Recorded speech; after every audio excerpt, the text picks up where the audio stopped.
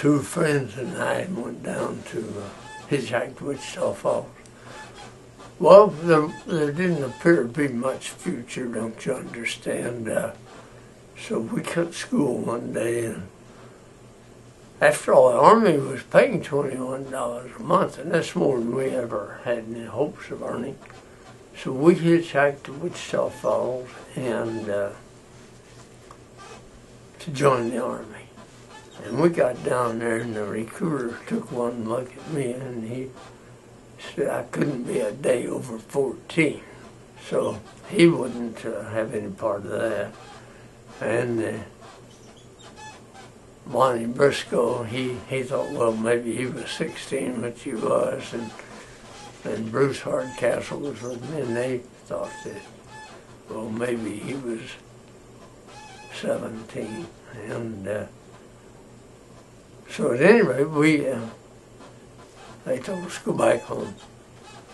So now that was 75 miles away. The roads weren't the best in those days, so we were hitchhiking back home. We got up to Vernon, Texas, and just about dark. And I remember we had 15 cents between us, 15 cents. And this terrible snowstorm struck. We got out to Pease River, which is on the north side of Vernon, and we got down under that cement bridge, and one of the boys had some matches with him, and we tried to keep a fire going under there that night, but the wind was blowing fiercely out of the north, and it was whipping in there on us, and by the next morning we got up. We had no choice. No motels. We didn't have any money anyway. So we walked home. From there to Hess was like, to our houses, was close to about 30 miles. Yeah. And we just walked all day. But before we left, there was a service station at the north end of the bridge where we'd spent the night. And we stopped in there, and we each got a 5-cent chocolate Hershey bar, and we had that. And that was our food, I guess, for the 2 days that we were gone. And we walked home in that. And got home just about dark that night.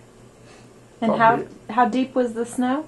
Well, the snow down there was probably, I imagine it was 10-inch snow, and but mostly the wind was the way it was blowing. The road was relatively clear of snow, the roadway, but it piled up in the ditches and the fields. But that summer came, and I still had scabs on my forehead, my ears, my nose, my hands, fingers from frostbite. But we survived it, and yeah. Well, I went up to Oklahoma A&M. I was going, with Vernon Wilson was my roommate, and we were going to try to make the baseball team when spring got there. But the counselor asked me what I'm planning to major in, and I told him I wanted to be a vet. He looked at my transcript and he said, "You don't have any chemistry background at all." "No, what's chemistry?" I asked. He said that was like science multiplied a few times. And I said, well, I can learn anything. So he said, well, I think you could. So he let me try it. Now you remember World War II started and the Japs bombed us at Pearl Harbor. December that year. So Vernon and I, after the first semester there, we're sitting in our room, and of course I have an F in chemistry. Terribly embarrassed. And we had worked to pay our way. Our folks didn't have money to send us up there, so we had to pay for room and board. We had washed dishes and cleaned the tables at a boarding house there. I wish I could still remember the name of the nice lady who had that boarding house. She had a daughter about our age, about my age, and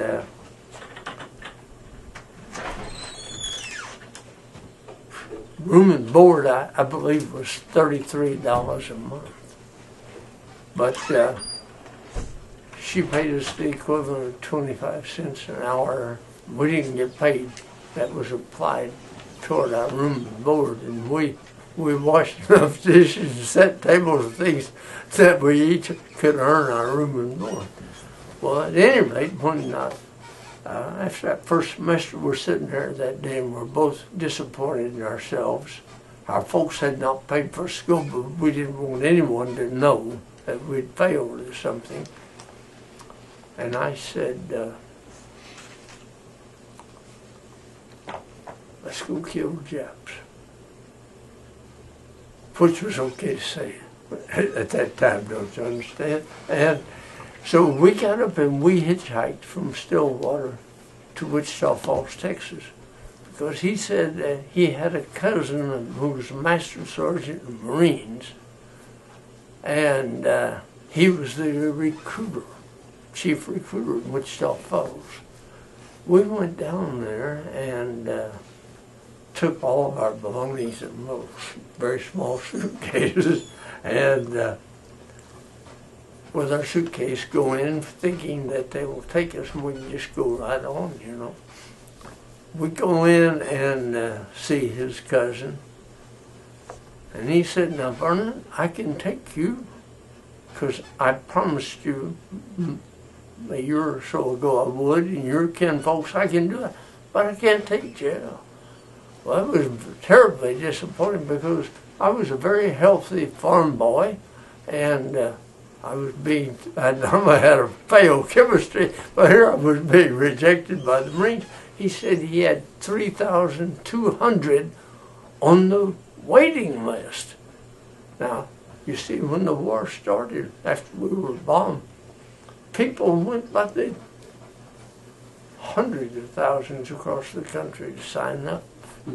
So I didn't go in as a Marine, and that's the last time I saw Vernon. I walked across the hall, and there was the Navy recruiter. So they were happy to take me. So at any rate, that's how I got out of Oklahoma. Could we go back a ways with this? I think it was in 1937. Jeff Briscoe was the cashier of the First National Bank in Aldous. In those days, the cashier ran the bank. No question. Not the president, the cashier. Everything was under him. He often came out. He was from this Hess. And he'd come out and he and Dad would wolf hunt. So one Saturday, Dad and I were up there in his house, and for what reason, I don't know. But I said, I have to use the bathroom. And he said, well, you just go in the house there and go down the hall, and the light switch there. I had never seen indoor plumbing. I had never seen a telephone in the house. I never seen electric lights in the house. And I came out of there thinking, you know, these bankers have to be rich. So when I got out of service, California, I think it was by the next day, I was down at Bank of America in San Francisco at the head office applying for a job. And the woman who was interviewing me said, well, we only have one opening right now. At that time, that was the world's biggest bank, and probably still is second biggest today, although they're nation. She said, the only thing we have open is in the international department. Do you think you'd like that? I had no idea what the international department was. Now, I never pretended to be smart, but I must have had a great personality because they hired me and put me in there. And after a few weeks, they were amazed that I had picked this up so soon. They were talking about fractions from a 64th up to whole numbers, you know, and that was pretty simple. And so at any rate, my career was in international banking.